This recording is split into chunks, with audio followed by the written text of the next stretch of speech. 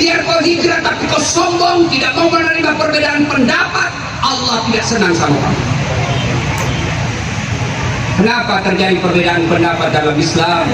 Karena hadis yang kita terima bukan dalam bentuk video, hadis yang kita terima bukan dalam bentuk gambar, hadis yang kita terima dalam bentuk teks, sehingga memaknai teks itu macam-macam penafsiran ulama.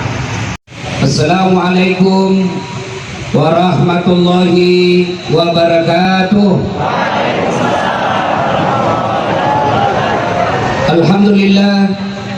Alhamdulillahi rabbil alamin. Wa bihi nasta'inu ala umuri dunya waddin. Asyhadu an la ilaha illallah wa asyhadu anna Muhammadan abduhu wa rasuluh.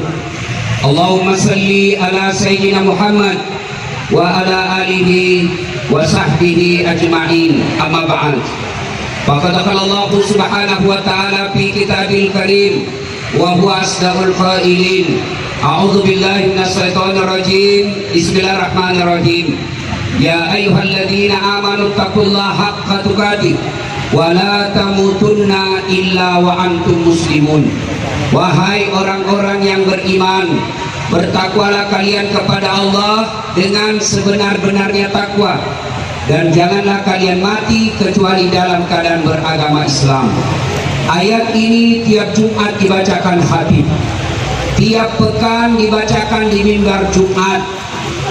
Khutbah tidak sah kalau ayat ini tidak dibacakan. Jangan kamu mati, rasa-rasanya tidak masuk akal ini ayat. Jangan kamu mati. Memangnya mati tidak yang ngatur? Woi, yang kau mati ya? Berarti kau yang ngatur mati. Padahal mati ini bukan kita yang ngatur. Orang kaya, orang miskin, raja-raja, rakyat biasa, Kapolda,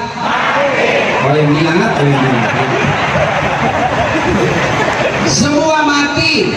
Berarti yang jadi masalah bukan mati, yang jadi masalah illa wa antum muslimun, kecuali dalam keadaan beragama Islam. Berarti ada orang Islam, lahir agamanya Islam, nikah syariat Islam, KTP-nya Islam, tapi matinya tidak dalam keadaan Islam.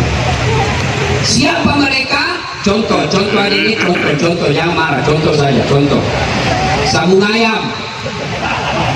Ada juga di sini. Oh no. Didapat sama polisi. Ada judi tengah hutan, dikejar, lari dia. Jangan lari, masih lari. Jangan lari, masih lari. Terpaksa polisi tembak peringatan ke langit. Jangan lari, masih lari. Tembak 2 kali, masih lari. Tembak 3 kali, masih lari. Terpaksa polisi lumpuhkan. Tembak kakinya. Tembak kakinya, kepalanya dikena. Saya tanya temanku yang polisi di Makassar, bagaimana ceritanya kakinya aku tembak, kenapa kepalanya dikena? Soalnya waktu ditembak dia jongkok, Ustaz. Ini polisi film India, bukan polisi Indonesia. Jangan kau musuhi itu polisi. Woi anak sekolah. Woi anak STM. Woi, kalau dicuri mobilmu, motormu, siapa kau cari? Penghafal Quran, siapa kau cari? Polisi. Ibu, jangan musuhi polisi. Rumahmu dirampok, suamimu dibunuh, hartamu dijarah, anak gadismu diperkosa, siapa kau cari? Siapa? Polisi. Ayo, bapak dirampok rumahnya, datang ke polsek, tolong Pak polisi, cari pelakunya, tegakkan hukum. Apa yang bilang ke polsek? Mohon maaf, baru saja polisi bubar. Ayo, saya pergi ceramah, macet mobil, tidak bisa gerak, mau maju tidak bisa, mundur tidak bisa. Saya baca surah Yasin 3 kali, belum mau goyah-goyah. Begitu datang polisi lalu lintas, jalan. Ayo, makanya jangan musuhi polisi. Kalau ulama bikin tablik akbar tidak istimewa, kerjanya memang. Kalau pengurus masjid bikin pengajian sepantasnya. Remaja masjid bikin tablik akbar seharusnya, tapi kalau Polda bikin tablik akbar itu baru luar biasa.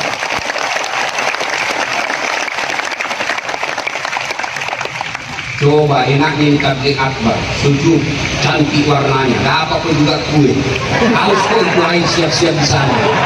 Apalagi kalau remaja masjid mau bikin acara begini, gak mampu bos. Jangan musuh polisi pun. Kalau ada polisi yang minta-minta uang di jalan, nah itu polisi film India. Mr. PJ itu bos.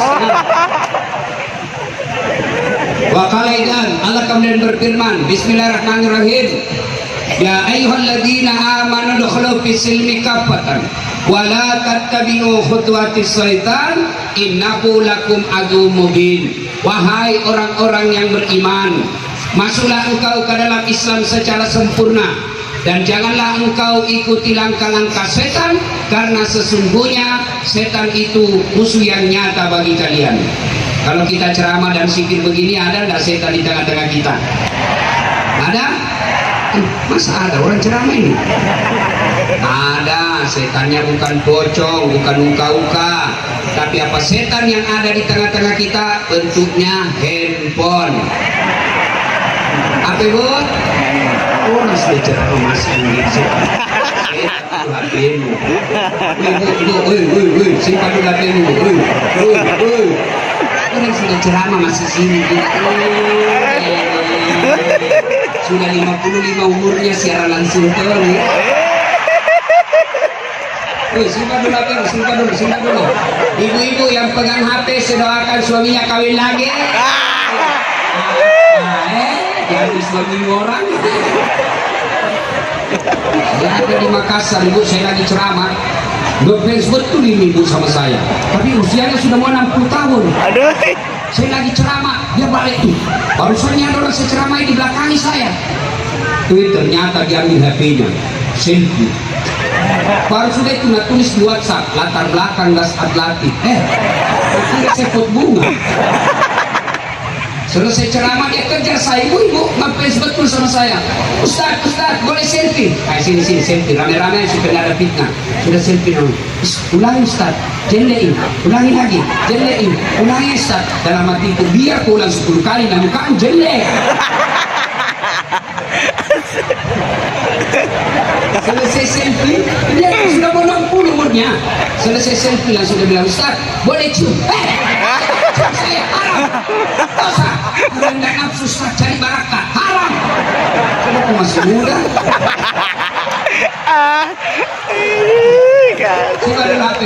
Simpan dulu ya, bapak-bapak simpan dulu. Selama bapak pegang HP pasti tidak konsentrasi. Yang bapak lihat monitornya. Simpan dulu. Sebentar lagi kita selfie, simpan dulu. Kalau mau lihat rekamannya nanti ada di folder. Ya, simpan dulu. Wa qalilan Allah kemudian berfirman, Bismillahirrahmanirrahim. Innallaha wa malaikatahu yusalluna 'alan nabi. Ya ayyuhalladzina amanu sallu 'alaihi wa sallimu taslima. Sesungguhnya Allah dan para malaikatnya bersalawat kepada Rasulullah Muhammad SAW. Maka wahai orang-orang yang beriman, bersalawatlah kalian kepada Rasulullah dengan sebaik-baik salawat. Suatu kali Nabi lagi duduk-duduk bersama malaikat Jibril. Tiba-tiba Nabi melihat ada malaikat 1 juta jari-jarinya. Ayo bapak-bapak polisi, berapa jari-jarinya Pak? 10, cacat kok itu 20 dong, ada kaki itu. Ini 1 juta jari-jarinya. Nabi kagum dan bertanya kepada Jibril, wahai Jibril, siapa itu malaikat? Banyak betul jari-jarinya. Jibril menjawab, itu malaikat yang mencatat hujan ketika turun. Dia catat semua air hujan. Lalu Nabi bertanya kepada malaikat, wahai malaikat, apa kau mampu mencatat air ketika hujan? Ya, ku catat yang jatuh di darat, ku catat yang jatuh di gunung, ku catat yang jatuh di laut. Semua aku catat, tidak setetes pun yang tidak aku catat. Oh, hebat. Lalu malaikat ini berkata, ya Muhammad, ada satu yang tidak bisa aku catat. Kenapa tidak bisa kecatat? Lebih banyak jumlahnya daripada tetesan-tetesan hujan. Apa gerangan? Ketika umatmu berkumpul di lapangan upacara Mapolda Jambi, di lapangan apel Mapolda Jambi, mereka berkumpul lalu mereka bersalawat bareng-bareng kepadamu, saya tidak bisa mencatat betapa banyak pahala yang didapat orang berkumpul di tempat itu. Makanya kalau kumpul begini salawat Pak, supaya banyak pahala didapat ya. Saya mau dengar ini, mana lebih kencang suaranya ibu-ibu dengan bapak-bapak? Kita tanding siang ini, bisa? Nah, yang merasa jenis kelamin laki-laki diam. Yang merasa ibu-ibu, adik-adik ahwat, itu anak-anak pelajar, yuk salawat bareng-bareng ya, kita kencang-kencang.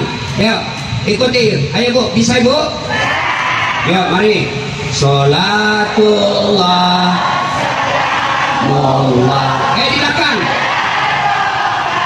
Rasulillah Sholatullah ala Yasin.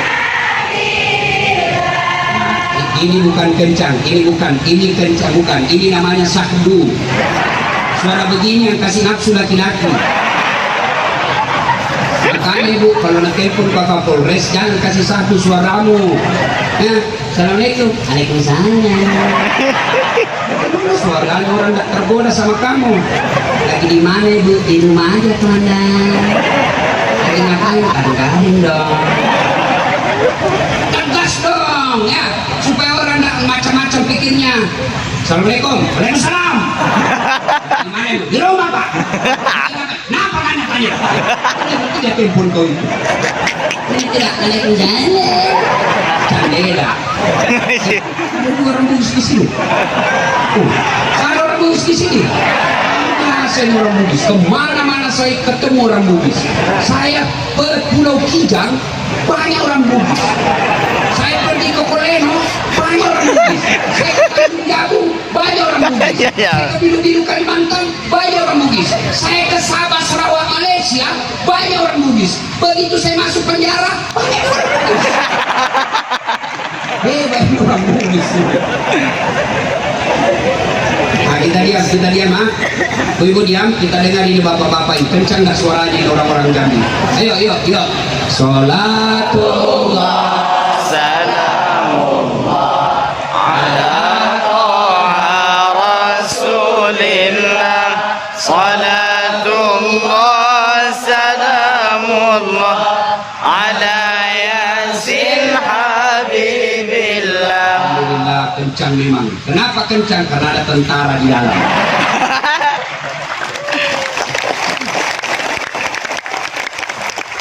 Diam semua ya. Kita dengar ini di atas ini. Hai, diam. Kita dengarin bos-bos ini ya. Ayo, bareng-bareng Pak. Yuk. Sholat.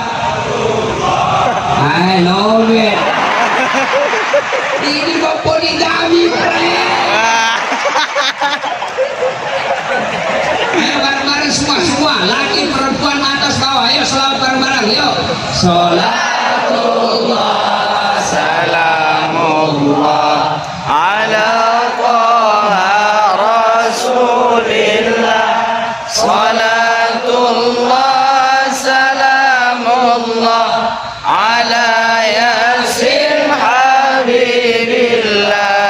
Alhamdulillah, terima kasih Ibu Bapak, saudara-saudara sekalian teristimewa yang kita muliakan, Ketua Majelis Ulama Indonesia Provinsi Jambi dan seluruh ulama yang hadir, terkhusus yang kita hormati dan kita cintai Bapak Kapolda Provinsi Jambi beserta seluruh jajarannya yang insya Allah dimuliakan dan dirahmati oleh Allah Subhanahu Wa Taala.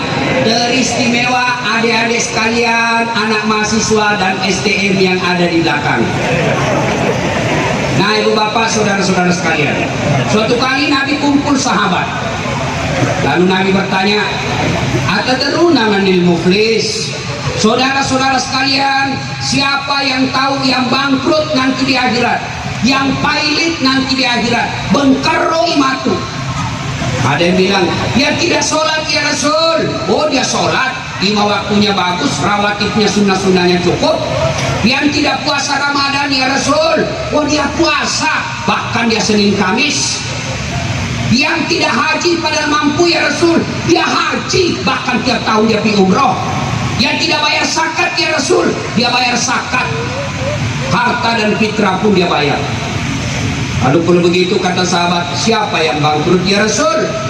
Nabi menjelaskan, jarusu wa khati'ur rahim, tetangga yang jahat sama tetangganya dan dia memutuskan persaudaraan. Sahabat bertanya, kok bisa bangkrut ya Rasul? Dia kan sholat, dia puasa, dia tahajud, dia zakat, dia haji, kok bisa bangkrut ya Rasul? Nabi menjelaskan, betul, hablum minallahnya baik, tapi hablum minan nasnya rusak. Kepada Allah dia baik, tapi sama teman kantornya dia jahat. Kepada Allah dia baik, tapi sama tetangganya dia jahat. Akhirnya ketika di akhirat kelak dia setor pahala puasanya, ya Allah ini puasaku. Datang tetangganya, tunggu dulu Tuhan, saya tetangga di Jambi, dia fitnah saya, katanya anakku yang lurus rambutnya bukan anaknya suamiku karena suamiku keriting rambutnya. Dia tidak tahu anaknya lurus rambutnya karena sudah direbonding. Ya Allah, gara-gara fitnahnya saya dibenci satu keluarga, gara-gara fitnahnya saya dibenci satu tetangga, gara-gara fitnahnya saya dibenci satu kampung. Saya minta keadilan. Allah berfirman, ya sudah, kalau begitu ambil puasanya. Habis puasanya 30 tahun, dia setor lagi sholatnya. Ya Allah, ini sholatku 30 tahun. Datang lagi temannya, tunggu dulu Tuhan, tunggu dulu, saya pernah satu kantor itu di Mapolda Jambi. Dia fitnah saya, katanya mobilku hasil korupsi, katanya mobilku hasil rampok. Gara-gara fitnahnya saya dimutasi, tidak naik pangkat. Saya minta keadilan ya Allah, saya mau lawan dia bos, saya minta keadilan. Kata Allah, ya sudah, ambil sholatnya 30 tahun, habis puasa 30 tahun, habis sholat 30 tahun. Dia setor lagi hajinya. Ya Allah, ini hajiku 1 kali, umrahku 4 kali. Datang lagi tetangganya, tunggu dulu Tuhan, tunggu dulu, saya pernah bertetangga di Jambi. Dia serobot tanahku, dia ambil tanahku 1 meter. Saya mau lawan, dia tentara. Saya mau lapor polisi, temannya polisi. Saya mengalah. 30 tahun setiap hujan banjir rumahku. Kenapa? Karena diambil gotku yang 1 meter. Saya minta keadilan hari ini. Allah berfirman, ya sudah, ambil haji. Habis sholat, habis puasa, ambil haji. Dia setor lagi. Ya Allah, ini zakatku. Datang lagi, tunggu dulu Tuhan, tunggu dulu. Saya pernah sama-sama caleg di Jambi. Saya sudah jual sawah pasang baleho. Nah fitnah saya, nah sebarkan berita bohong, dia hina saya. Akhirnya saya tidak terpilih. Saya minta keadilan. Allah berfirman, ya sudah, ambil sepunya dia punya zakat. Habis amalnya Pak, habis sholat, habis puasa, habis haji, habis zakat. Ternyata masih ada yang datang, tunggu dulu Tuhan, saya juga pernah disakiti. Kenapa? Dia selingkuh sama istriku. Gara-gara selingkuhnya dia ambil istriku. Saya minta keadilan. Dia bilang yang banyak amalnya, Tuhan bagaimana lagi caranya? Nah, habis ini amalku. Dia bilang, Tuhan supaya adil, ambil dosanya orang yang pernah kau sakiti hati. Habis amal kebaikannya, dosanya orang yang masuk. Maka orang yang memutuskan persaudaraan, orang yang memutuskan persekutuan, maka hancur amalnya kelak. Maka Kapolda tidak mau orang-orang Jambi habis amalnya gara-gara pilkada, gara-gara perseteruan. Maka napanggil kita datang di tempat ini. Ayo kita datang tablik akbar dan zikir. Ayo kembali menyatukan persaudaraan. Sekarang pertanyaan, kita bicara soal persaudaraan. Kenapa putus persaudaraan? Ini dulu kita harus tahu. Kenapa orang bercerai-berai? Adik-adik yang panas, silakan kau pindah di sana deh, silakan sana. Kau pindah, kasihan kau. Dari tadi itu kau telanmu. Ya, mudah-mudahan ditambah honormu. Kita tahu seru sini bos.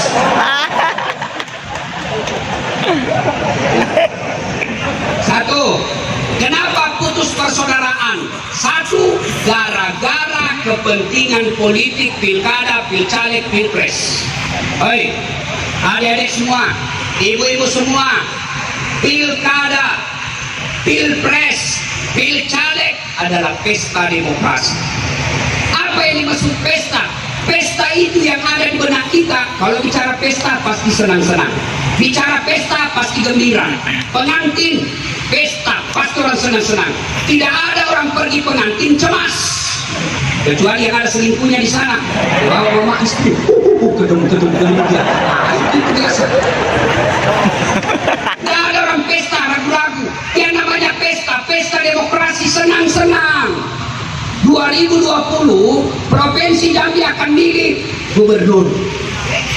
Jangan kau bertengkar gara-gara pilkada, jangan kau ribut gara-gara pilgub. Pilgub ini hanya pesta. Apalagi kau mau bertengkar mati-matian gara-gara janji politik, dono. Politisi kau mau percaya? Bagi-bagi kartu namanya kalau mau dipilih. Bin saya, ini kartu namaku. Ada masalahmu, telepon saya 24 jam, ini kartunya. Begitu terpilih, nah ganti nomor HP-nya. Itu mau percaya? Politisi, nah pacang fotonya baleho besar-besar. Itu pernah ada saya lihat di Sulawesi. Fotonya di bawah kepalanya. Ada kan pernah kita lihat itu di medsos? Fotonya di bawah kepalanya, baru nak tulis siap jungkir balik untuk rakyat. Woi, selesai pilpres, sudah dilantik, menteri sudah dibagi-bagi. Kalian yang tadi 01, 02 tidak ada lagi. Tidak ada lagi 01, tidak ada lagi 02. Yang ada sekarang 01 tambah 02 sama dengan 03, Persatuan Indonesia.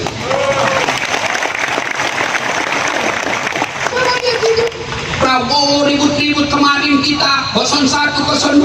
Sekarang sudah baku rangkul-rangkul, sudah kau sakit hati, sudah selesai persoalan. Apa yang kita meributkan soal pilpres? Kalian yang kalah, sudah petanding lagi 5 tahun yang akan datang. Ayo, jangan bertengkar gara-gara pilkada. Tapi sebenarnya yang pilkada itu, pilgub yang kasih ribut itu sebenarnya apa? Tim sukses. Dan tim sukses ini biasanya kontraktor dengan harapan menang calon, ada apa proyek. Adik-adik pernah dengar ceritanya kontraktor di akhirat? Pernah? Oh, SMS-an lah penghuni surga sama penghuni neraka.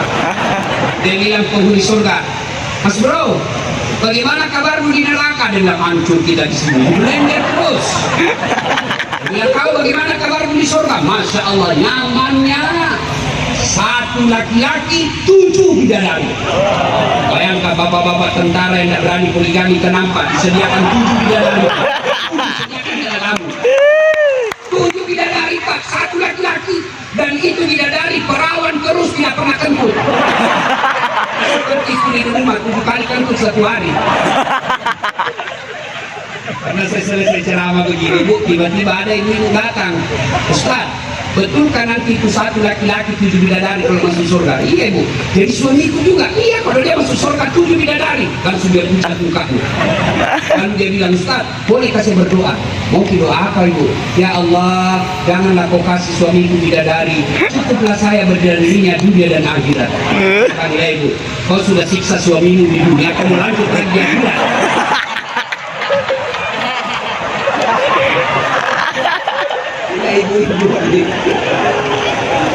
Ayo, lalu dia bilang penghuni surga nyaman betul di sini. Penghuni neraka ngomong, bos, bolehkah kami jalan-jalan ke situ? Ya boleh, sini. Bagaimana caranya? Gampang, kata penghuni neraka.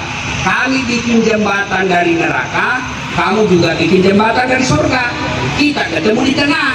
Setuju? Setuju. Dalam proyek. Kedua, menang tender. Hari pertama jembatan dari neraka sudah selesai 50%. Hari kedua selesai 70%. Hari ketiga tuntas, efektif dan efisien. Lihat jembatan dari surga. Kenapa belum mulai ini? Tak boleh proyeknya.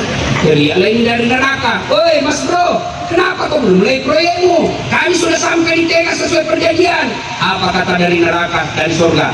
Bagaimana mau dimulai? Pemborong, kontraktor, panitia, ada semua di situ.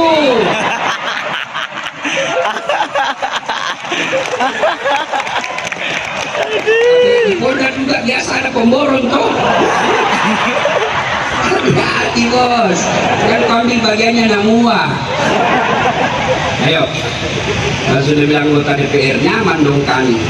Nggak ada di akhirat. Pernah juga dengar ceritanya anggota DPR di akhirat? Masuklah surga ini penghafal Quran. Tiba-tiba dalam surga, tiba-tiba dilihat. Kenapa ini banyak anggota DPR? Ini penghafal Quran. Kenapa banyak anggota DPR di surga? Nah biasanya di kampungku, di negaraku banyak di OTT. Oh dia ditanyakan protes sama malaikat. Hai malaikat, kenapa banyak anggota DPR ini? Di negaraku banyak ditangkap gara-gara korupsi. Apa dia bilang malaikat penjaga surga? Nggak usah ribut, dia cuma reses. Sebentar lagi dia kembali ke tempatnya. Salatullah salamullah ala toha Rasulillah. Salatullah salamullah ala yasin habibillah. Satu, penyebab pecahnya persaudaraan pilkada. Pilpres sudah selesai, menteri sudah dilantik, tidak usah lagi baper. Selesai sekarang, yuk kerja di masing-masing. Yang kedua, penyebab putusnya persaudaraan apa? Sombong. Apa itu sombong Ustaz? Pakai barang mahal-mahal? Belum tentu. Papa diberi rezeki berlebih, pakai, mau pakai baju mahal, pakai baju krokodil. Sombong? Tidak. Krokodil, tahu ibu-ibu krokodil? Buaya. Katanya kalau asli kepalanya menghadap ke dalam, kalau palsu kepalanya menghadap keluar. Jadi buaya darat. Harga 2 juta. Apa sombong? Tidak. Kapan dia sombong? Ketika kau anggap remeh orang lain. Hei, kau tahu ini bajuku? 2 juta. Kau Satpol PP dan sendiri. Sombong. Ibu-ibu pakai berlian, pakai itu rezekimu dari Allah supaya orang tidak anggap enek kau. Pakai kalau ada emasmu, pakai supaya orang tidak menghina kamu. Tapi kapan dia sombong? Ketika kau hina orang yang jelek pakaiannya. Emas ini palsu, kau tidak bisa kau beli ini. Ini hanya istighfar, tidak bisa beli ini. Sombong. Apa sebab datangnya sombong? Kata Nabi, satu, penyebab datangnya sombong bertambahnya ilmu. Siapa di dalam sini bisa jadi dosen, profesor, doktor yang banyak gelarnya? Sombong. Bisa jadi ustadz. Ada ustadz sombong? Ada. Masa ada? Iya. Mana ustadz sombong? Ustadz yang tidak mau menerima perbedaan pendapat. Sekarang ada orang baru belajar agama di YouTube. 2 bulan belajar agama melalui YouTube, baru 2 menit habis kuotanya. Soal rasa-rasanya dialah yang menghuni surga sendiri. Maulid bid'ah, Isra Mi'raj bid'ah, taksiyah bid'ah, jabat tangan selesai sholat bid'ah, doa bersama bid'ah, bersanji bid'ah. Saya bilang kenapa bid'ah? Dia bilang karena tidak ada pada zaman Nabi. Kalau tidak ada pada zaman Nabi, kau ceramah jangan pakai mic. Kenapa? Ini mic tidak ada pada zaman Nabi. Bid'ah.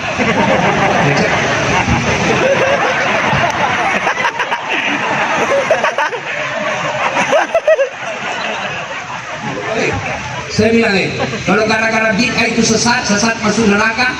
Nabi dari Madinah ke Makkah, Madinah ke Makkah naik haji pakai apa? Pakai unta. Maka kau pakai pesawat bid'ah. Pakai mahkota dari kambing. Di tanah suci pakai unta.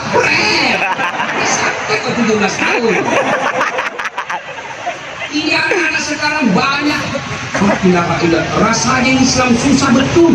Memaki, menghasut, gara-gara berbeda mazhab, dia kafirkan sesamanya muslim. Siapa yang ngajar kau dakwah begitu? Nabi tidak pernah mengkafir-kafirkan orang Islam. Justru Nabi mengislamkan orang kafir, kau mengkafirkan orang Islam. Heran saya, sampai saya pun dimaki-maki di Facebook. Apa ini Ustaz Dasar? Bicara sunnah-sunnah, kau tidak pelihara sunnah. Di Facebook hina saya tidak tersinggung. Kenapa kau bilang saya tidak pelihara sunnah? Buktinya kau tidak punya jenggot. Di mana kau tidak mau tumbuh? Sudah kasih minyak malah kotor tempatnya. istri. Ya anak muda, ini dengar ini. Yang selalu mencap dirinya pemuda hijrah. Hijrah itu bukan sekadar pelihara jenggot. Hijrah itu bukan sekadar celana jingkrang. Hijrah itu bukan sekadar bicara afwan, jazakallah khair, kaifa haluk ya akhi, ya ukhti.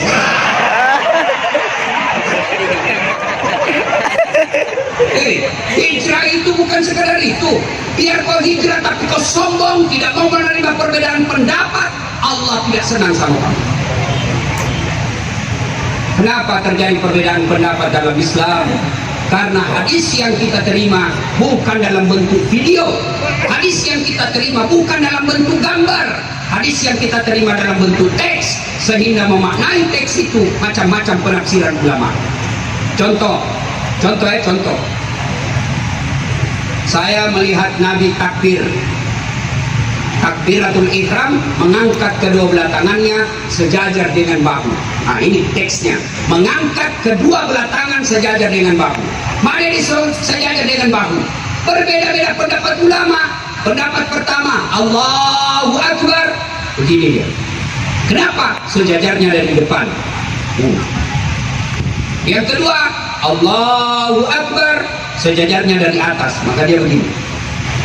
Mana yang betul? Betul semua. Dia membuat kita pecah di masjid gara-gara yang begini dikasih salah yang begini, yang begini dikasih salah yang begini, bertengkar kalian. Maka yang baik, kalau kau mau begini silahkan begini, jangan kau salahkan yang mau begini. Kalian yang mau begini jangan salahkan yang begini, tentram kita aman. Nah, meletakkan kedua belah tangan setelah takbir, itu saja minimal 4 pendapat ulama. Allahu Akbar, satu antara pusat dengan dada. Ini. Coba. Yang kedua, Allahu Akbar di bawah pusat. Bukan di bawah sekalian. Yang ketiga, Allahu Akbar di atas dada. Begini. Yang keempat, Allahu Akbar lurus. Ini umumnya Syiah dan Iran. Mana yang cocok? Cocok semua. Pakailah yang kau yakini, jangan kau salahkan yang orang pakai. Ini yang membuat kita ribut di masjid. Yang begini dia kasih begini, salah. Yang begini cocok. Yang begini dia kasih salah, yang begini. Bertengkarlah kau, pecah kau saudara. Kalau begitu Ustaz semua benar yang 4. Iya. Lalu yang mana salah? Kalau kau pakai 4. Allah.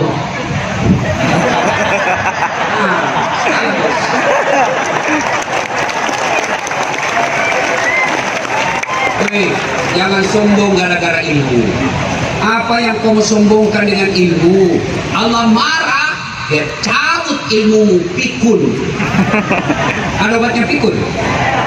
Ada orang Pak saya kenal, banyak sekali gelarnya, profesor, doktor. Begitu dekat-dekat pensiun, mulai pikun-pikun.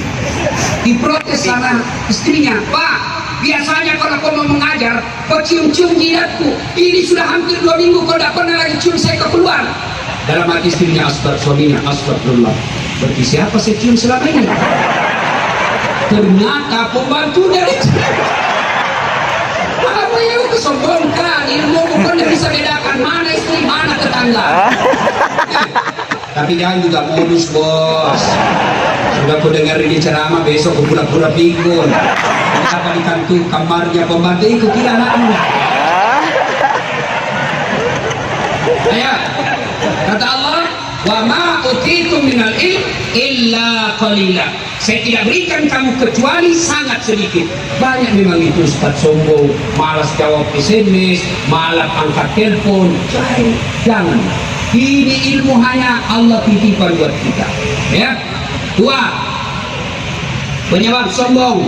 Apalagi bertambahnya pangkat jabatan. Yang tadinya Kapolsek naik menjadi Kompol. Jangan sombong, bos. Apa? Naik pangkamu, pak. Bintang 2. Mau sombong? Terancam pensiun.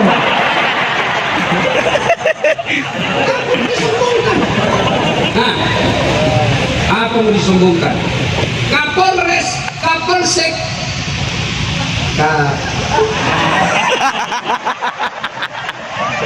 Oh, Kapolda baik.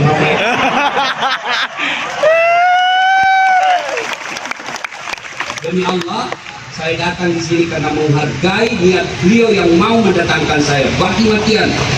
Kalau tidak bisa Ustaz, saya kasihnya helikopter. Siapa? Nama itu mendamping biasa Pak. Nama itu mewakilkan jiwa orang. Jadi ibu bapak kalau kasih nama anakmu, kasih nama yang baik-baik. Pak Kapolda kan namanya Pak Irjen Pol Mukhlis. Itu dari sifat itu Pak, mewakilkan orang-orang yang ikhlas. Jangan bilang saya mau anakku pemain bola, ya kasih nama Muhammad Lionel Messi. Muhammad itu. Nah Bapak Ibu saudara-saudara sekalian, sombong yang kedua penyebab tinggi pangkat. Jangan sombong gara-gara jabatan.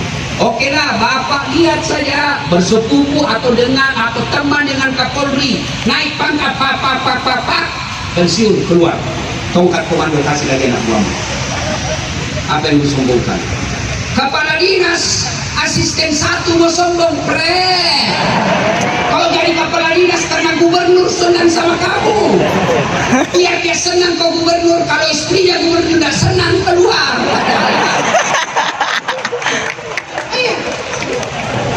Udahlah, apa yang kita mau sombongkan? Yang ketiga, penyebab datangnya sombong, kata Nabi, bertambahnya harta. Jangan sombong gara-gara harta. You belajar deh dari tsunami. Palu, tadinya kaya, kena tsunami, 5 menit saja hancur miskin. Apa yang kita mau sombongkan? Oke lah, tetap banyak hartamu, bagus mobilmu, mewah rumahmu, tabunganmu banyak, tapi kau sombong, Allah marah. Dia titip penyakit dalam dirimu. Akhirnya apa? Banyak duitmu tapi tidak ada bisa kau makan. Ada orang sekenar Pak, 4 miliar tabungannya. 4 miliar? Ibu tahu 4 miliar? Pernah lihat uang 4 miliar? Sama dong. Bayangkan, tabungannya 4 miliar, tapi apa? Dilarang makan nasi. Apa enaknya kalau sudah dilarang makan nasi? Dilarang makan daging, dilarang makan garam, dilarang makan gula, dilarang makan sambal. Apa saja bisa dimakan? Ubi jalan. Repotnya lagi setengah mati cari ubi jalan, 2 hari baru dia dapat. Coba, duit 4 miliar cuma ubi bisa dia makan. Begitu dia pensiun, kata dokter, mohon maaf, selama Bapak aktif Bapak tidak pernah kena matahari. Mulai besok Bapak keliling di komplek ya, mulai jam 8 sampai setengah 10. Bapak jangan pakai baju supaya kena matahari bajunya badannya Pak. Bapak jangan pakai celana pendek, jalapannya pakai yang paling pendek Pak ya. Jangan pakai sandal supaya refleksi kakinya. Jangan pakai topi. Jalanlah dia dari jam 8 keliling komplek, tidak pakai baju, tidak pakai sandal. Apa bedanya sama gembel? Apa yang kamu sombongkan dengan harta? Ayo, yang keempat kata Nabi, penyebab datangnya sombong, bertambahnya ibadah. Yang tadinya malah sholat, alhamdulillah 5 waktu bahkan sunnah-sunnahnya. Biasanya 4 hal ini menyebabkan datangnya sombong, dan sombong itu tidak disenangi Allah. Dan itu penyebab putus persaudaraan. Dalam hadits qudsi Allah jelaskan, ada 3 teman setan di dunia. Coba, temannya setan di dunia ada 3. Satu diantaranya kata Allah, ghaniyun mutakabbir, orang kaya yang sombong. Kaya harta sombong, temannya setan. Kaya pangkat sombong, temannya setan. Kaya jabatan sombong, temannya setan. Tapi orang masih bilang, ya pangkatnya tinggi, ya wajarlah dia sombong. Banyak duitnya, terkenal, dia punya jabatan, banyak anak buahnya, ya wajarlah dia sombong. Tapi temannya setan. Tapi ada juga orang saya lihat tidak terkenal, pengangguran, tidak ada kerjanya, jelek mukanya, di warung kopi salam ditraktir, bau mulutnya, busuk keteknya, sombong lagi. Bukan kau temannya setan, kau sudah jadi setan cilaka. Yo, sombong, temannya setan. Dan itu yang menyebabkan putusnya persaudaraan. Yang ketiga, sebab putusnya persaudaraan, apalagi setelah sombong, sakwa sangka, buruk sangka sama orang, tiba-tiba dimutasi. Pak, saya tadi nyawa Kapolres, tiba-tiba dimasuk ke Polda, tidak ada jabatan, sangka baik. Jangan pernah sangka buruk. Hidupmu tidak akan tenang kalau kau selalu sangka buruk. Saya selalu banyak mengalami yang dulu sangka buruk kepada Allah. Oh, baru saya tahu, oh ini hikmahnya rupanya. Sangka baik. Tamat SMA Pak, saya daftar akabri, saya mau jadi tentara penerbang. Pergilah saya daftar, Jalan Garuda depan kantor Pertamina Makassar. Begitu tes fisik tidak lulus. Kenapa? Ceper. Tidak cukup tinggi. Saya protes kepada Allah waktu itu. Ya Allah, kenapa kau lahirkan saya dalam keadaan pendek? Kau tidak rugi jadi Tuhan kalau saya jadi tentara. Temanku lulus polisi. Sekarang dia reserse di Sulawesi Barat. Reserse pakai baret merah, satu bunga. Saya lulus jadi ustadz pakai baret putih. Tapi alhamdulillah, dengan baret putih yang saya pakai, mulai baret merah sampai baret hitam, ku caramai kau semua.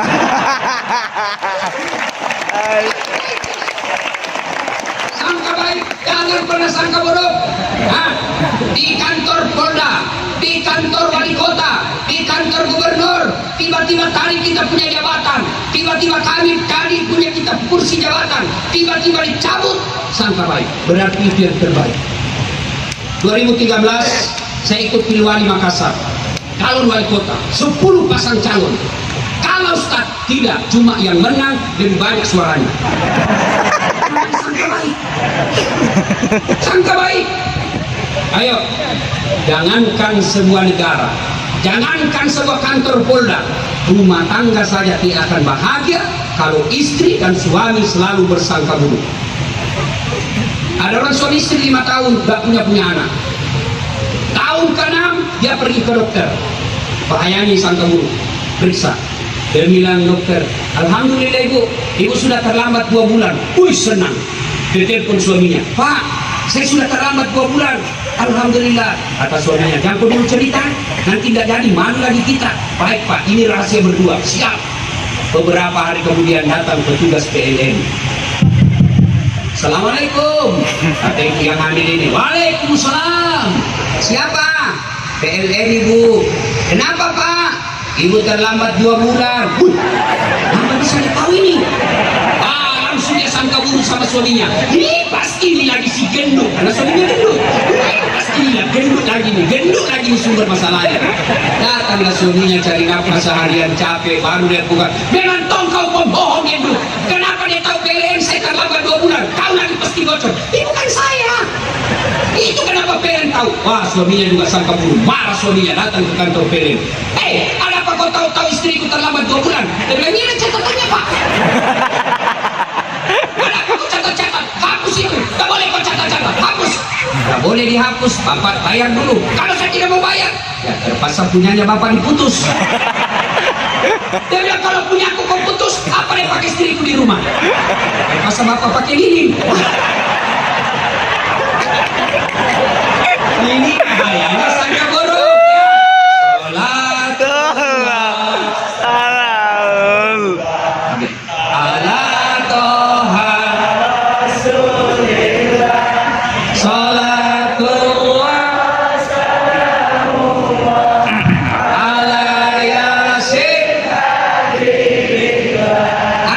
Polisi di sini, ada Ibu Bayangkari.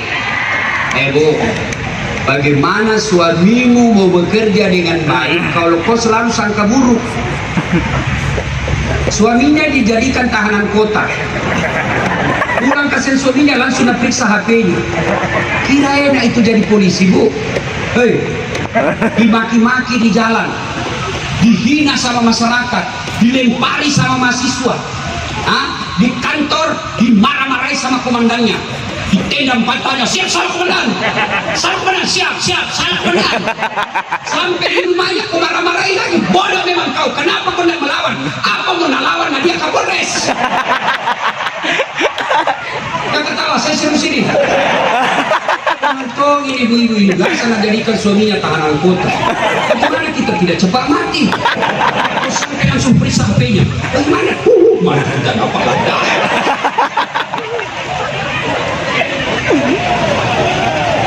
ibu. Dia itu kasihan itu polisi.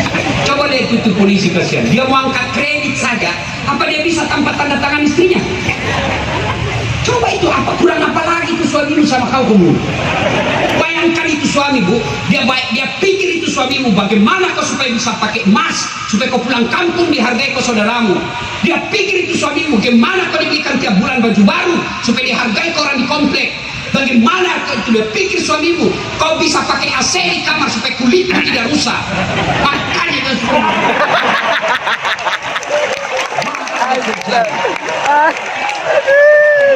saya sudah sini. Ada di sini bapak-bapak takut sama istrinya. Mainnya. Ada. Dia bilang temanku yang polisi di Makassar, Ustaz, sebenarnya itu polisi tidak takut sama istrinya. Cuma istrinya ini suka melapor sama komandan. Istrinya ini polisi selalu melapor sama istrinya komandan, masuk lewat dapur. Dan parahnya lagi, komandan juga takut sama istrinya.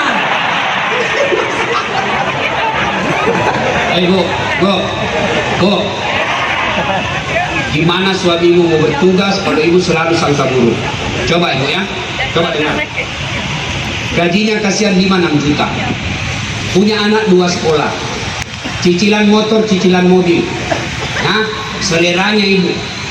Maka suami kan tidak mau menghalalkan segala cara, tidak mau menggunakan pangkat jabatannya, menghalalkan segala cara. Maka dia berusaha untuk cari nafkah setelah pulang dari kantor.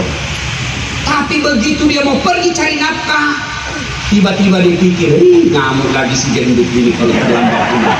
Ngamuk lagi, sudahlah, tidak jadi dia pergi. Kenapa? Kau selalu cari dia. Baru 1 jam keluar, di mana kau? Di mana kau pak? Kantor Jalan Ribut. Di mana kau? Kantor. Coba kau video call. Di mana yang menderita? Baik kalau dia cantik.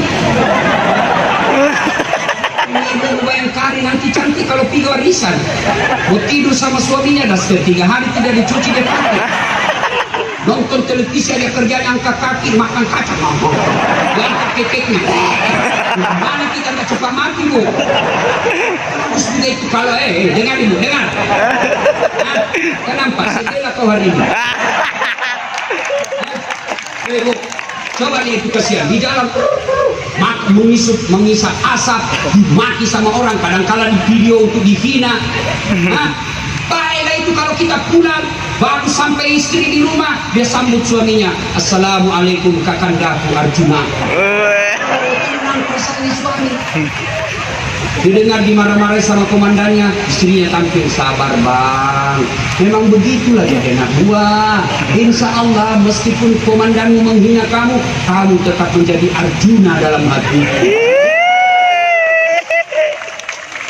Begitu suami duduk, datang istrinya, dia bukakan sepatu suaminya lalu menyanyi, bila kamu di sisiku, hati rasa sadu.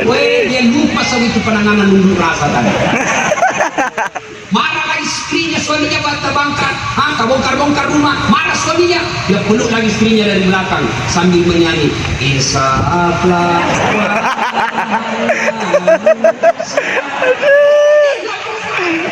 Iya kan bu?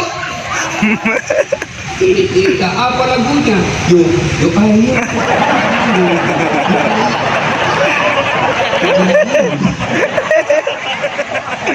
Olahraga di belakang itu apel Polda, lapangan apel Polda. Olahraga jangan campur-campur sama laki-laki bu. Pisahkan laki di depan, perempuan di belakang. Jangan campur-campur. Ya olahraga lah dia. Depan perempuan, laki-laki di belakang. Roknya sempit, bajunya sempit. Olahraga lah dia. 1, 2, 3. Bapak belakang 4.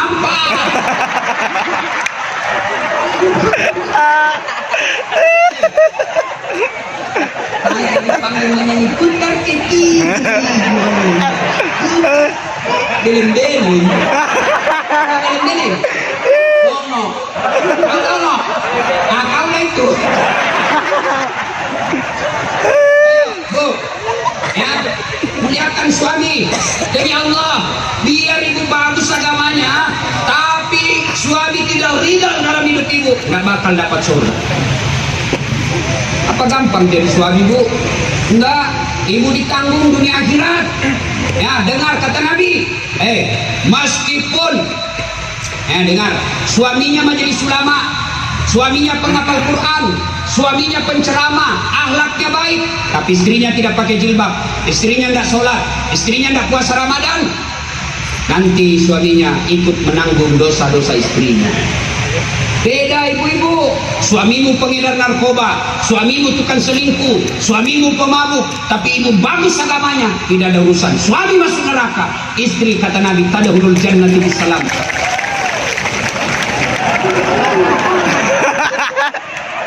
Makanya ibu jangan nyakitin hati suami. Bagus juga lah itu, jam 4 kau telepon suamimu, bang jangan makan di luar bang, hari ini semasa spesial buat abang. Tenanglah perasaan. Ini tidak, kita pulang, gimana kau? Ternyata tidak ada di rumah. Kita mau makan, tidak ada makanan, gajinya selalu dicari.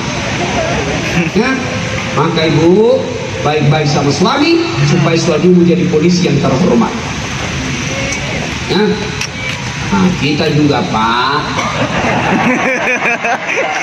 yang istri alasan rapat ternyata pergi merapat. Kemarin malam ada yang curhat sama saya, Ustaz, suamiku kasarnya Ustaz, anggota kasar sekali Ustaz, kalau marah memaki, bahkan kadang-kadang dia tempelin saya, tapi saya kasihan Ustaz. Nah, saya terimalah. Satu yang saya tidak bisa terima Ustaz, apa kalau dia hina orang tuaku? Inilah karena orang tuamu gagal, bodoh itu orang tuamu. Jangan Pak kasih gitu istri. Ya, Papa setengah mati cari nafkah, kalau mengkhianati istri tidak bakal itu baik hidup. Masih ingat Bapak waktu menikah, siapa yang kita jadikan jaminan? Saudara Dasat Latif, saya nikahkan engkau dengan anak gadisku dengan mahar seperangkat alat sholat tunai karena Allah. Siapa yang kita jadikan jaminan? Siapa yang kita jadikan garansi? Allah, bukan Kapolda. Bapak saja. Kalau Kapolda percaya sama Bapak, Kota, kau pergi ambil koperasi ya, hari ini hadiahmu 1 juta. Lalu Bapak ke koperasi, kata Kapolda 5 juta. Marah kan? 1 juta Bapak disuruh, Bapak sebut 5. Maka Kapolda namutasi kok bos, bawa penunjuk. Bagaimana Allah? Kita nikah atas nama Allah, lalu istri kita hianati, pantas 30 tahun kau jadi tentara polisi, nggak bisa hidup baik. Kenapa? Kau hianati istri. Ada yang curhat, Ustaz saya dagang rugi terus. Bagaimana perlakuanmu sama istri? Itu dia Ustaz, itulah sebabnya. Pak, kabar tahu berapa istrinya Nabi? Berapa? 11. Dari 11 istri Nabi, tidak satu pun yang pernah beliau hina. Tidak satu pun pernah mengatakan, saya nyesal nikah sama engkau Muhammad. Enggak, 11 Pak. Bapak 1 istri, menderita lagi batu. Coba, Nabi satu ketika pulang ceramah, Aisyah tidur. Assalamualaikum ya Khumairah. Tidak ada jawaban. Ketut 2 kali. Assalamualaikum ya Khumairah. Tidak ada jawaban. Ketut 3 kali. Tidak ada jawaban. Apakah Nabi marah? Tidak. Nabi ambil serbannya, beliau hemparkan di depan pintu, tidur beralaskan serban karena tidak mau mengganggu istrinya yang lagi pulas tidurnya. Pas bangun Aisyah, apakah Nabi marah? Justru Nabi mengatakan, dia ambil tangan istrinya lalu berkata, adindaku sayang, maafkan saya karena saya terlambat pulang tadi malam sehingga saya tidak bisa memberikan kehangatan dalam tidurnya. Coba Bapak, sebagai Kapolres, ditutupkan pintu sama istri, apa tindakan Bapak? Betah. Rasulullah minta maaf. Ustaz, istriku memang suka ngomel-ngomel. Sudah, memang begitu sifatnya perempuan.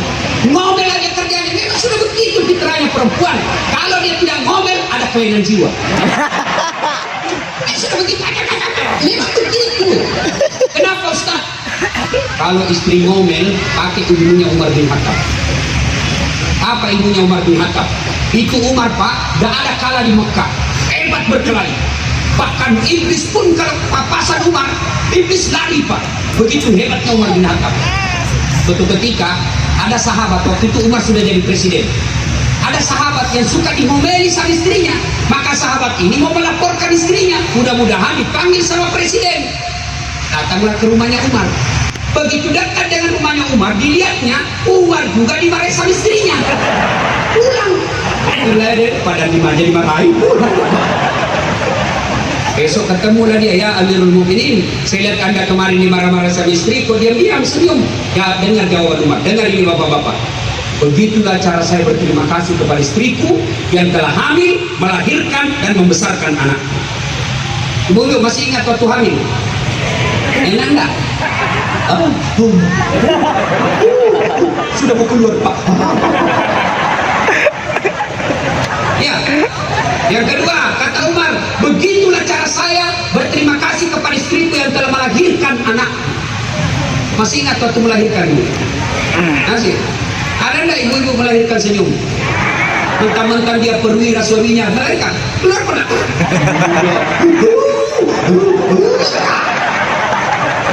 Paling bapak-bapak menderita kalau ngidam istrinya. Ya, ada yang kata, Ustaz, apa doa berhenti ngidam istriku? Saya bilang, ngidam apa istrimu? Dia bilang, nanti dia bisa tidur kalau dia lihat saya di atas lemari. Saya ngambek, kasih bodoh-bodoh itu. Jadi kalau istrinya mau tidur jam 10, setengah 10 sudah naik. Lihat di bodoh-bodoh kau itu. Yang ketiga kata Umar, begitulah cara saya berterima kasih kepada istriku yang telah membesarkan dan menyusui anak. Masih ingat waktu menyusui Bu? Masih? Ketika 7 bulan tumbuh giginya.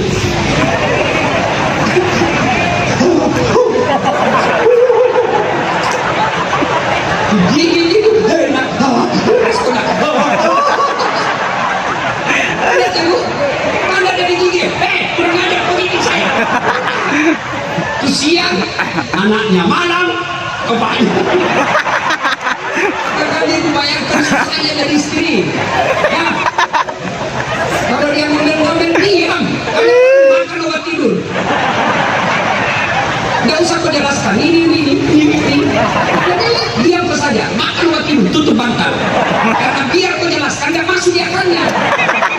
Apalagi kalau dia bilang, pokoknya sudah jamaah dia ngomong. Bahas yang satu, selesai muncul yang dua. Selesai yang dua, muncul lagi yang tiga. Selesai semua, nah mungkin lagi. Itu SMS 2 tahun yang lalu. Ini. Kita juga tapi jangan juga terlalu sering ngomel belang. Nggak tahu itu lagi kalau ngomel aja kerjakan. Ada ibu-ibu pernah di Makassar curhat sama saya. Ustaz, kenapa itu suamiku tidak betah di rumah? Saya takut dia tersinggung. Ku ceritakanlah, ada suami istri Bu suka sekali ngomel istrinya. Terus, ini istrinya suka ngomel-ngomel sekali. Waktu ketika bawain istrinya pergi di berlian, senanglah istrinya. Dia bilang suaminya, di mana? Bawain istriku. Oh, dia ingat ada sumur tua di kampungnya. Ya, anggaplah di Batanghari. Itu sumur tua 400 tahun umurnya Pak. Dalamnya 17 meter. Bawa istrinya pergi lihat. Coba kau lihat itu sumur dia. Ada ininya. Dangkal bang. Punya baik-baik. Sedikit aja bang. Paling sampai di lutut. Dalam hati suaminya. Berarti aman. Dia dekat sumur. Dia dorong istrinya masuk. Wah! Jatuhlah masuk ke dalam sumur istrinya. Ngomel kau di situ. Gak kudengar juga. 1 jam kemudian tiba-tiba dari dalam sumur ada makhluk hitam tinggi besar wah, keluar sakit sedih. Hei, siapa kamu di sini? Dia bilang ini, saya jin penunggu sumur ini. Saya sudah 400 tahun di dalam sumur ini. Tenang-tenang ada perempuan ngomel ada kerjanya. Lebih sekali. Coba itu iblis saya 400 tahun gak tahan. Apalagi suami gua nanya kopral. Berhenti kau ngomel ya. Woi. Cantik. Ya, berhenti sangka buruk.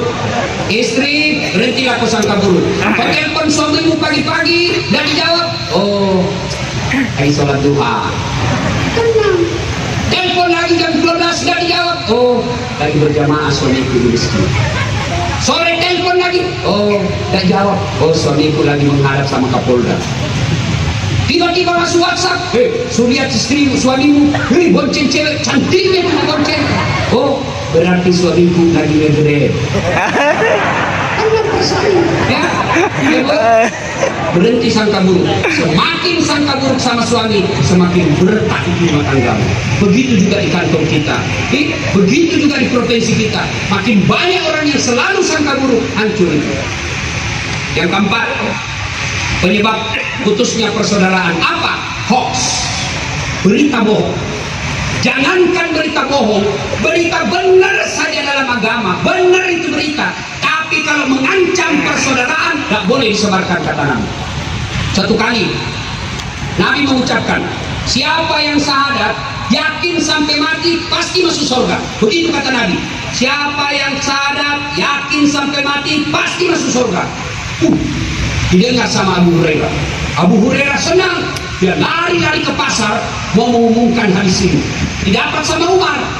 Abu Hurairah, kau kemana buru-buru? Lari kencang begitu. Ada pengumuman penting. Apa? Baru saja saya dengar Nabi mengucapkan, siapa yang syahadat yakin sampai mati pasti masuk surga. Saya umumkan di pasar. Kata Umar, betulkah itu? Saya tidak percaya.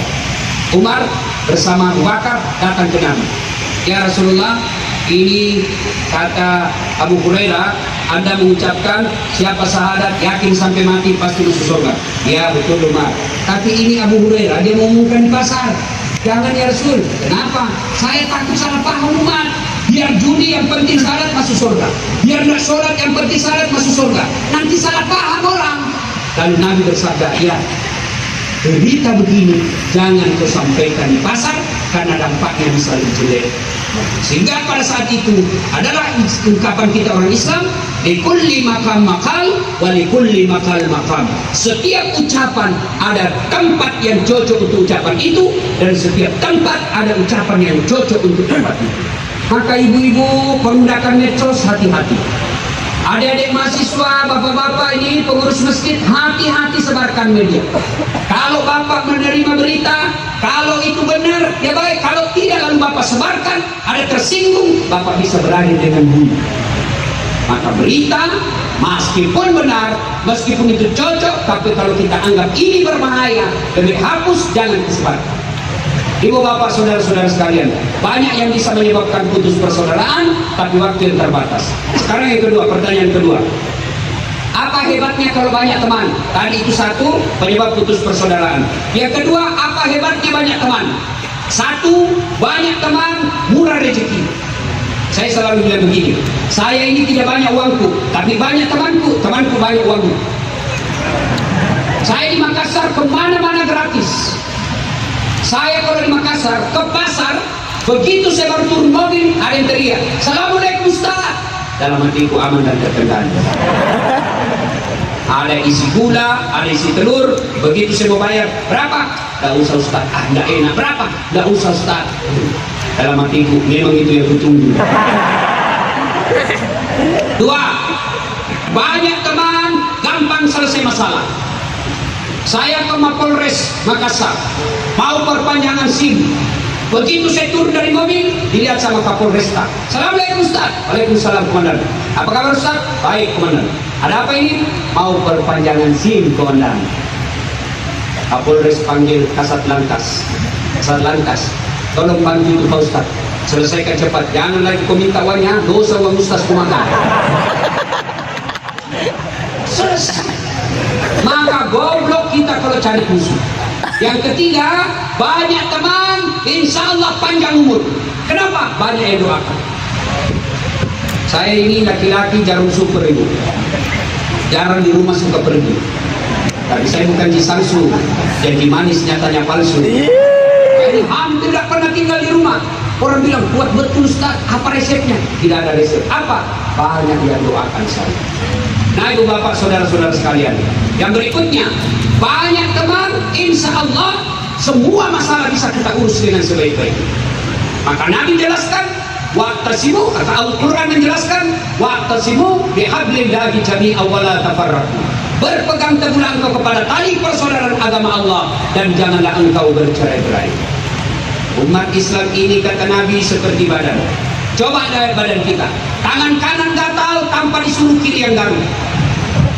Tangan kiri yang gatal tanpa diundang kanan yang garuk. Gatal dua-duanya kerjasama. Coba lihat badan kita, Pak. Anak muda jalan malam-malam, tahan tuh kakinya, kaki tahan tuh, anggota tubuh yang lain ikut berpartisipasi. Tahan tuh kaki. Yang pertama teriak,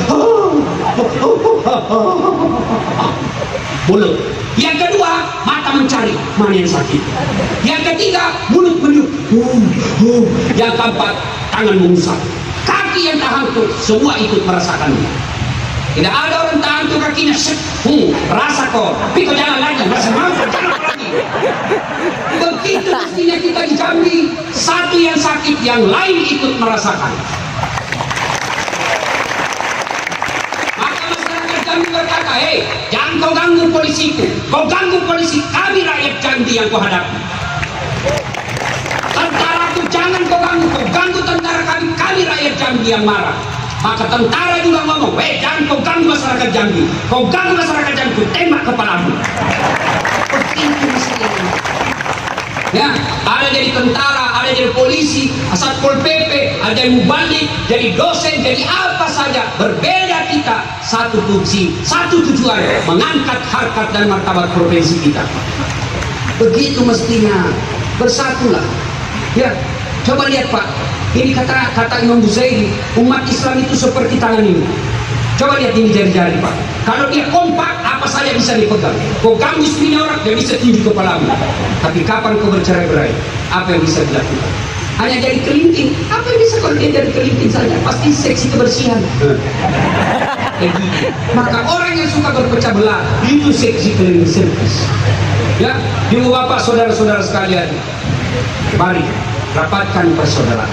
Itulah sebabnya pentingnya persaudaraan ini, sehingga orang bule mengatakan integrity is very important thing in development process. Persatuan dan kesatuan bangsa adalah modal yang sangat berharga dalam proses pembangunan. Coba lihat pentingnya persaudaraan Pak. Coba lihat, kita sholat jamaah. Yang datang dari kanan masuk masjid, hadap kiblat. Yang datang dari kiri masuk masjid, hadap kiblat. Yang datang dari belakang masuk masjid, hadap kiblat. Tidak ada orang datang dari kanan dia menghadap ke kanan, datang dari kiri menghadap ke kiri. Begitu sujud pasti mau ketabrak pantatmu. Ya, begitulah kita. Coba lihat dalam masjid, berbeda suku, tapi begitu takbir Allahu Akbar sama semua bahasanya. Coba kalau kita pakai bahasa masing-masing. Menjadi imam orang Arab, Allahu Akbar, makmum datang orang Tanjung Jabung Timur, orang Bugis. Allahu Ta'ala Maloko. Datang orang Padang, penjual panas Padang, dia berteriak takbir Allah anggadam. Kata juga orang Banjar, pakai bahasa Banjar, Allah ganan bujur. Terakhir orang dari Jakarta nak tahu dari Batavia, dia takbir pakai bahasa kau, Allah gede banget gitu loh. Itulah pentingnya persaudaraan, sehingga setiap Jumat kadang-kala khatib selalu membaca wa'tasimu bihablillah jami'an wa la tafarraqu. Berpegang teguhlah engkau kepada tali persaudaraan agama Allah dan janganlah engkau bercerai-berai. Ibu bapak, saudara-saudara sekalian, inilah tausiah kita pada taklim kita kali ini. Karena ini hari Jumat, maka kita harus siap-siap untuk menunaikan ibadah sholat Jumat. Akhirnya, sebelum kita akhiri, belum,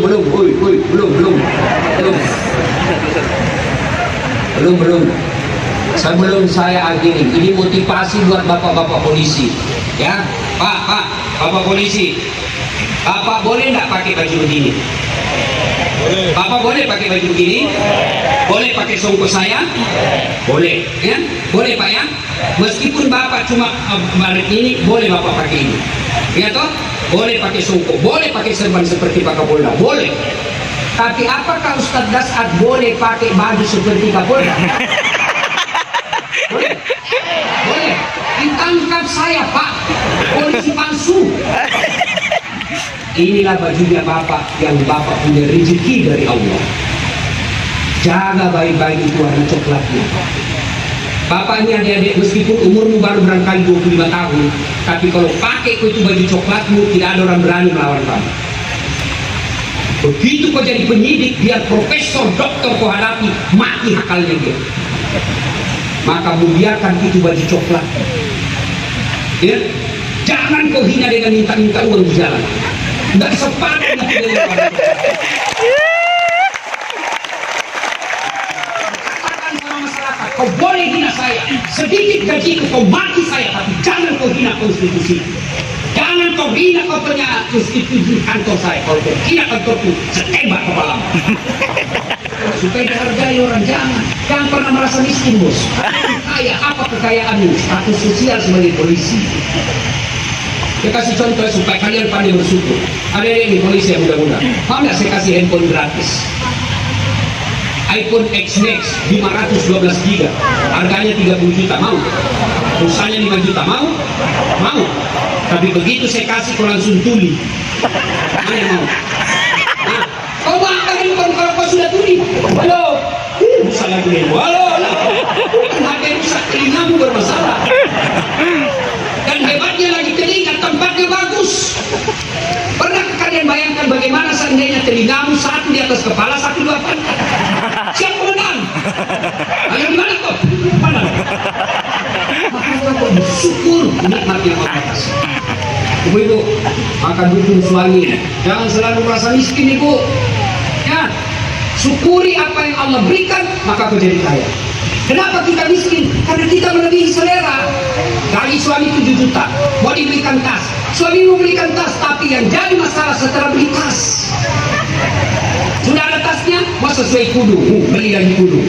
Mau sesuai dengan roknya, beli lagi rok. Mau lagi sesuai dengan jalanannya, beli lagi. Semua gara-gara apa? Tas. Ketawa, sini. Biasa suami kasihan, baik, tapi istri lagi yang menghasut. Apa kek kau sikat di kantor? Apa kek? Maka ibu bapak, ya, muliakan itu baju coklat. Makanya saya kalau diundang ceramah polisi, saya berupaya datang karena inilah institusi yang akan mengangkat hukum kita di Indonesia. Mudah-mudahan kajian ini berdampak yang positif baik kepada kita semua yang hadir di tempat ini, lalu setelah pulang sosialisasikan materi ceramah kita ini kepada masyarakat, terutama tentang pentingnya persaudaraan. Karena kalau Jambi ribut, bukan orang di Sulawesi yang sengsara, tapi yang sengsara masyarakat provinsi Jambi sendiri. Maka kita berkewajiban untuk menjaga persaudaraan dan kerukunan masyarakat kita. Demikian, inilah tausiah kita, mudah-mudahan ada manfaat. Kalau ibu masih mau dengar ceramah saya, gampang, silakan nonton tablik akbar Jambi Indonesia Ketujuan setiap hari Sabtu atau Ahad pukul 14.30. Cuma agak lama menunggu Pak, biasa satu minggu baru muncul lagi. Dan yang gampang, gimana caranya Ustaz? Ambil HP, buka YouTube, tulis nama saya, Dasat Latif. Nah, keluarlah ceramah saya itu sampai 1000 lebih. Sudah nonton, jangan lupa kasih tanda begini. Ini ya. Nah, sudah ini jangan lupa kasih subbreaker. Apa gitu? Nah, subbreaker. Apa? Nah, itulah. Ya. Sudah penonton Ustaz, sudah putih. Nah, sudah cepat habis kuota, maka disediakan yang tidak menguras kuota. Namanya Chelsea. Ceramah singkat 1 menit saja, 1 menit. Gimana caranya Ustaz? Follow saya di Instagram. Dasat Latif 1212. Dasat Latif 1212. Sudah follow Ustaz, sudah putih, tidak mau terputar ceramahmu. Putih tidak mau terputar, aku yakin pasti tidak ada kuotamu. Beri kuota dulu. Demikian, mudah-mudahan ada manfaat. Sebelum kita gini, mari kita berdoa kepada Allah Subhanahu wa Ta'ala. Mohon izin berkenan duduk yang baik. Kita doa kepada Allah. Jangan anggap remeh doa, karena Allah sudah janji, ud'uuni astajib lakum. Minta kepadaku pasti sekabulkan. A'udzubillahi minasyaitonir rajim. Bismillahirrahmanirrahim. Allahumma shalli ala sayyidina Muhammad wa ala ali sayyidina Muhammad.